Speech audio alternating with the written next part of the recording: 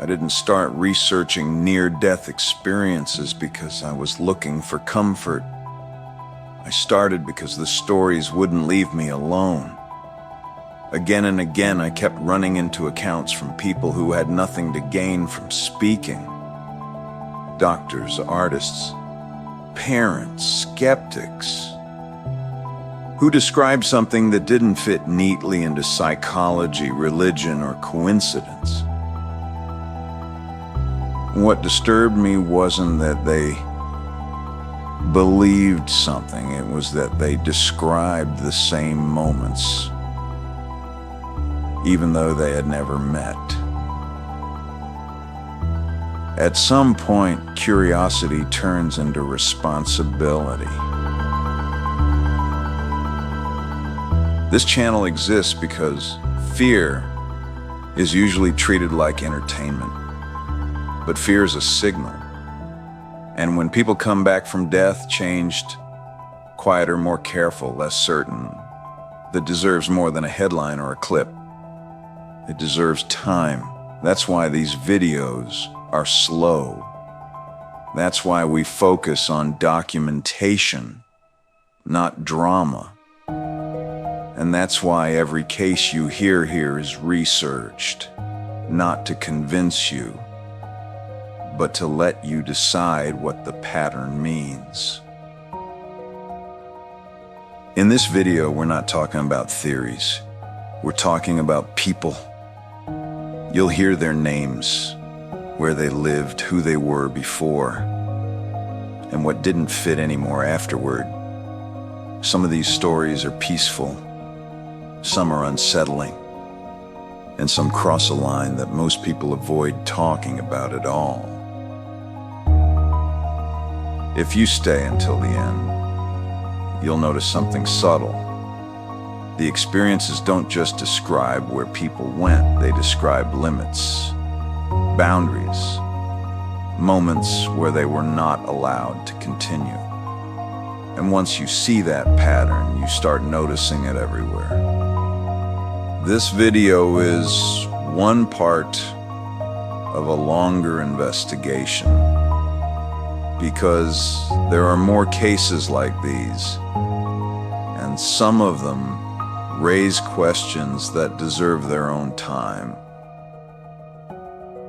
So let's start at the beginning, with a woman whose medical team recorded her death and never expected her to come back describing what she did.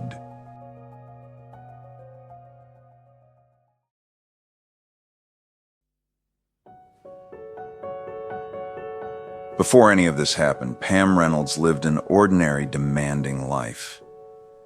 She was a professional singer, a wife, a mother.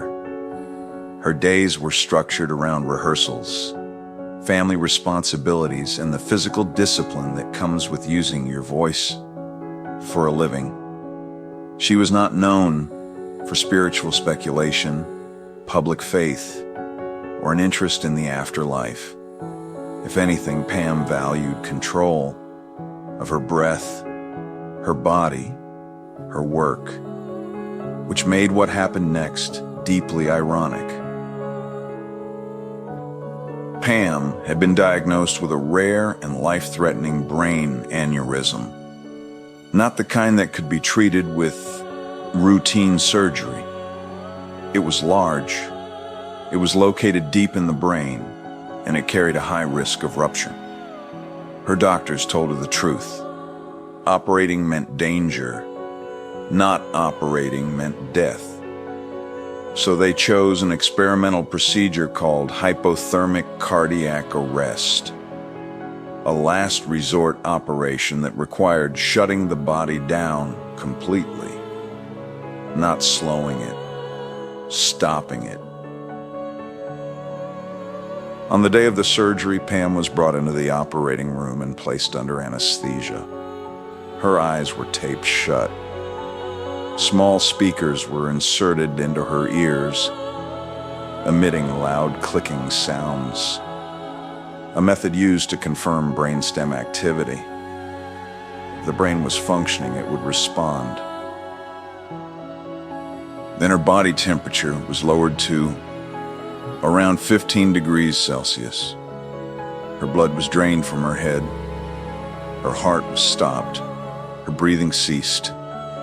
Her EEG, the instrument that measures brain activity, went flat. By every medical standard available at the time, Pam Reynolds was clinically dead. And that's when she later said her awareness returned, not slowly, not dreamlike. Clearly, she described a sensation of separation, not floating, not watching herself dramatically, but becoming aware that she was no longer located where she had been. The first thing she noticed wasn't light or peace, it was sound. She later described hearing a tone, mechanical, rhythmic, and realizing it was unpleasant. Only later would doctors confirm it matched the sound produced by the surgical drill being used on her skull. A tool she could not have seen, a sound she could not have physically heard. Her ears were blocked. Her brain was inactive. Pam then described observing the operating room from above. She noticed the shape of the saw. She described its case, resembling something she later compared to an electric toothbrush. She recalled conversations between staff. At one point, she said she became aware that the surgery had not gone smoothly, that there was concern. And then she said something changed. Her attention shifted away from the room. She described moving toward a darker space, followed by a light that felt familiar. Not emotionally overwhelming, but recognizably right. She later spoke of encountering deceased relatives, not in dramatic embraces, but in quiet recognition. And yet there was restraint. She said she became aware that she was not meant to continue further, that something not threatening, not emotional, simply made that clear. When she resisted, she described being told firmly that she had to go back, that her time was not finished. When Pam regained consciousness hours later, the surgery was considered a success. The medical team was relieved. But when she began to describe what she had experienced, the tone in the room changed because her descriptions matched verifiable details. Details she should not have known. Details confirmed independently by staff. What's often missed is what happened after. Pam did not become a public evangelist. She did not tour the world selling her story. She became quieter, more careful with her words. She spoke about the experience when asked, cautiously, precisely, and often emphasized how difficult it was to describe without being misunderstood. She said the hardest part wasn't what she saw, it was knowing how thin the boundary felt and how deliberate the return was. In later interviews, Pam admitted that the experience changed how she viewed life. Not in a dramatic way, but in a subtle one. She described feeling less attached to trivial fears, more aware of limits, more aware that not everything we encounter is meant to be explored freely, and that some doors once noticed command respect, even if they remain closed. This is why Pam Reynolds matters, not because her story is comforting, but because it was recorded, measured, and witnessed. and because it introduces a pattern we will see again, a return, not chosen, but allowed. And the next case becomes even harder to dismiss, because the person who experienced it spent his career explaining why experiences like this shouldn't be possible at all.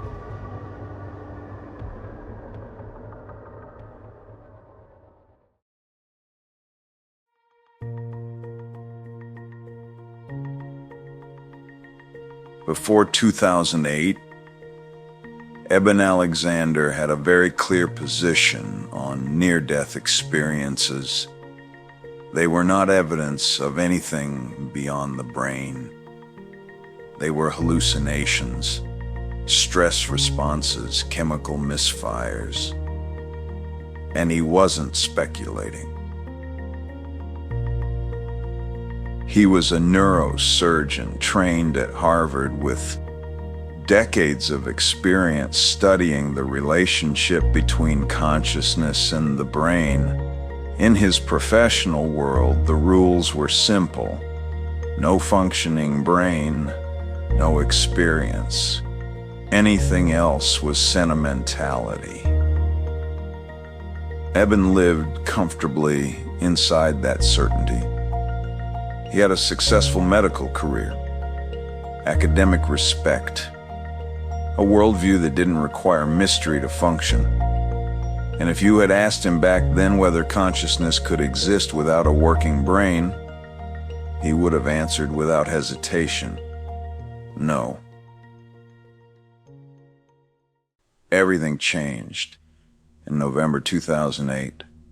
Eben developed a sudden violent headache. Within hours, he was admitted to the hospital. Doctors diagnosed him with bacterial meningitis, a rare and aggressive infection that began destroying his brain tissue, specifically the neocortex, the region responsible for thought, memory, perception, and awareness. Within a day, Eben fell into a deep coma. For 7 days, he showed no signs of meaningful brain function. Colleagues monitored him closely. Several privately admitted later that they did not expect recovery. From the outside, Eben Alexander was gone. From the inside, he later said something else was happening. He described the experience not as a dream, but as clarity, not confusion, not fragments. He said his awareness felt sharper than waking life. He described being in a vast, non-physical environment, expansive, structured and ordered, not chaotic. He later emphasized this point repeatedly. Hallucinations dissolve. This did not. At one stage, Eben described moving through this environment while being guided, not forcibly but deliberately. He said he understood without words that he was being shown something, that there was a reason for the experience. And then, at a certain point, that movement stopped, not gently, decisively. He described becoming aware that continuing further was not permitted, not because of punishment, but because of timing. What makes Eben's case uniquely disturbing, especially to scientists, is what came next. He became aware that his physical body was still alive, barely, and that returning was not guaranteed. He described a moment of resistance, not fear, reluctance. He did not want to come back, but he said the message was unmistakable. You cannot stay. On the seventh day, against expectations, Eben opened his eyes. Doctors were stunned. Recovery from that degree of cortical damage was statistically improbable.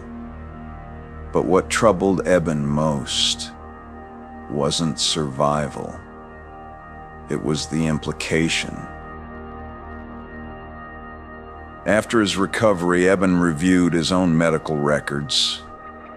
He examined brain scans, he spoke with colleagues, and he encountered a problem he could not solve. By his own training, his experience should not have been possible. The part of the brain required to generate complex experiences was offline, not impaired. Offline. This created a fracture, not just in his beliefs, but in his identity. Eben faced intense professional backlash after speaking publicly. Colleagues distanced themselves, critics attacked his conclusions, and yet he never claimed certainty, only contradiction. He said, "I cannot reconcile what I experienced with the idea that consciousness is produced by the brain alone." What's often overlooked is how Eben changed afterward. He became slower, more careful, less dismissive. He spoke about death with restraint, not enthusiasm.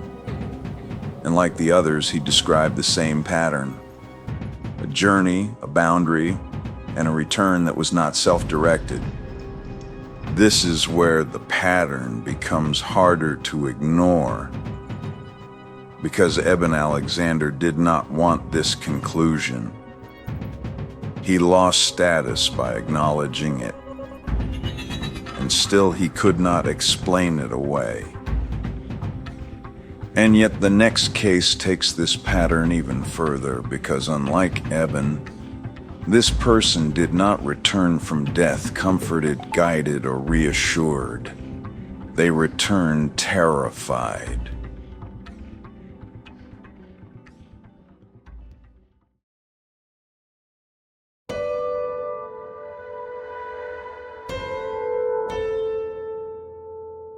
Before this happened, Howard Storm had no interest in near-death experiences. No interest in religion, no interest in spirituality, no patience for what he considered comforting myths. Howard was an art professor, an atheist, sharp-tongued, analytical, openly dismissive of anything that hinted at the supernatural. He believed meaning was something humans invented, not something discovered. And if you had asked him what happened after death, his answer would have been simple: nothing. In the summer of 1985, Howard was leading a group of students on an art tour in Paris. One evening, he was struck by an intense pain in his abdomen. Not discomfort, not nausea. Pain so severe it brought him to the floor. Within hours, the pain became unbearable. Howard was rushed to a hospital. Doctors diagnosed a perforated duodenum, a life-threatening condition that can lead to rapid internal infection and shock. His condition deteriorated quickly, and then without warning, he lost consciousness. Howard later said that awareness returned suddenly, not gradually, not dreamlike. He found himself standing in a dark environment that felt physical, not imagined. He said the darkness was not empty. There were figures, human in shape, but wrong in presence. At first, they spoke calmly, almost reassuring. They told him they would help, that they would guide him. and Howard followed. As they moved, the tone changed. The figures became aggressive, mocking, hostile. He said they began to attack him, not with instruments, but with intent, with cruelty. Howard later struggled to describe this part, not because it was vague, but because it was overwhelming. He said the experience was more real than waking life, more intense, and unlike a nightmare, he could not wake himself. In terror, Howard did something that surprised even him. Despite his lifelong rejection of faith, he cried out, not with a prayer he believed in, but with desperation, a plea for help. And immediately, the environment changed. The hostile presence vanished. The darkness lifted.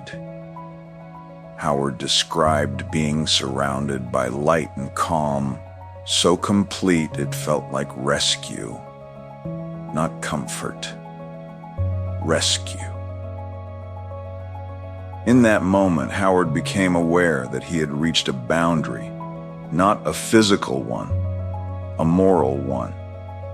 He understood, without explanation, that what he had experienced was not random, that it was not punishment, but consequence, and that continuing further was not permitted. Howard said he was shown aspects of his own life, not an accusation, in clarity.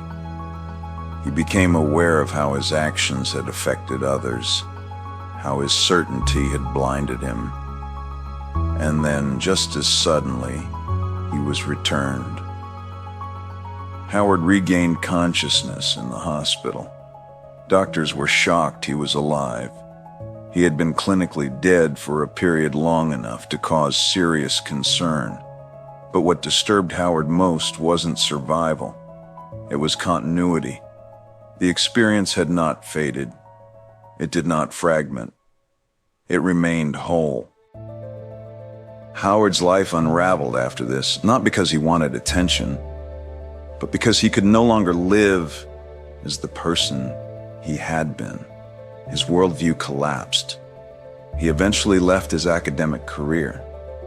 He became a pastor, and for years, he avoided speaking publicly about the experience, not out of fear of disbelief, but because of the responsibility he felt it carried. Howard Storm's case matters because it introduces something the earlier cases did not. Not peace, not guidance, but warning, a direct encounter with consequence, and a return that felt less like mercy and more like intervention. And the final case brings all of this together, because this person was given a choice and didn't want to come back at all.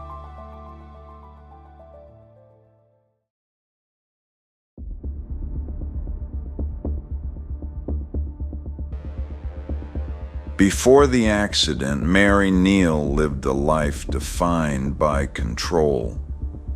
She was an orthopedic surgeon, highly trained, physically disciplined, mentally precise. She believed in preparation, skill, and responsibility. Faith was present in her life, but it was quiet, structured, not emotional. It was not something she relied on to explain the unknown. She trusted systems. She trusted cause and effect. And she trusted that if something went wrong, it would be because of error, not destiny. In 1999, Mary traveled to Chile with friends to go whitewater kayaking. The river they chose was powerful but not reckless. They were experienced, prepared. At one point, Mary's kayak flipped. She was pulled under the water, and then she was forced down. Her kayak became pinned against a rock. The current pressed her deeper. She tried to free herself. She couldn't. Mary later said that panic came first, then clarity. She realized she was running out of time, and then, as her body failed, something unexpected happened. She stopped fighting. Mary described becoming aware that she was no longer in the river. She felt herself rise, not violently, not suddenly, but with certainty. She said the environment she entered felt structured, ordered, and intentional, not emotional, not chaotic. She described being surrounded by presences, not visible, not embodied, but distinctly aware of her. She later said she felt more known than she had ever felt in life. Mary said she became aware that she had died, and she did not want to return. She described the experience as peaceful beyond comparison, complete. She said she understood that her life on earth was not finished, but she resisted. She did not want to leave. What followed was not a request. It was instruction. Mary said she was told clearly that she had to return, that there were things still required of her, that her future included suffering, and that it would matter. She later said this was the most difficult part of the experience. Not dying, but agreeing to come back. Mary regained consciousness underwater. She was still pinned, but somehow her body was freed. Rescuers later said the timing made no sense. She had been submerged far longer than survival should have allowed. What makes Mary Neal's case unique is what came afterward. During her experience, she was shown moments from her future, not in detail, in certainty. One of them involved the death of her son. Years later, that event occurred exactly within the time frame she had been shown. Mary spoke about this not with bitterness, but with restraint. She said the knowledge did not make the loss easier, but it gave it meaning. After the accident, Mary returned to her career, but she changed. She described becoming less fearful of death, not reckless, but anchored. She spoke less, listened more, and like the others, she emphasized one thing above all else. The return was not optional. It was permitted. This is where all four cases converge, not in comfort, not in terror, but in structure, a journey, a boundary, a return, sometimes resisted, never chosen freely. If these people are right, then death is not chaos. It is not randomness. It is not something we stumble through blindly. And fear, real fear, is not about what happens after. It's about how unprepared we might be before. If you listen carefully to all four stories, you'll notice something they share. Not light, not darkness, not peace or fear, but structure. Each person crossed something. Each person reached a point they did not choose, and each person was sent back. Not randomly, not accidentally, returned. Some resisted, some feared it, some didn't want to leave. None of them described control. That's what stayed with me while researching these cases, not the question of what happens after death, but the realization that whatever lies beyond it doesn't operate on human curiosity. It operates on limits. We spend most of our lives assuming that fear is the enemy, that fear exists to be overcome, ignored, or conquered. But these stories suggest something different. That fear may be a signal, not telling us to stop asking questions, but reminding us that not every door is meant to be opened carelessly. What happens after death is still debated, but what happens before it, how we live, what we value, what we dismiss, that suddenly feels far more urgent. Because if these people are right, then preparation matters more than certainty. This video is not an answer, it's a starting point. There are more cases like these, some quieter, some darker, some that raise questions most people avoid altogether, and we'll continue examining them slowly, carefully, not to provoke fear, but to understand what it's pointing to. So if something in this stayed with you, if a detail lingered longer than expected, that's not an accident. It means the question isn't finished yet. And neither is this investigation.